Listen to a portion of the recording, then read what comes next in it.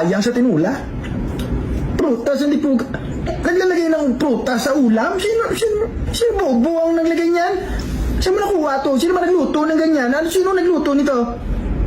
Ako.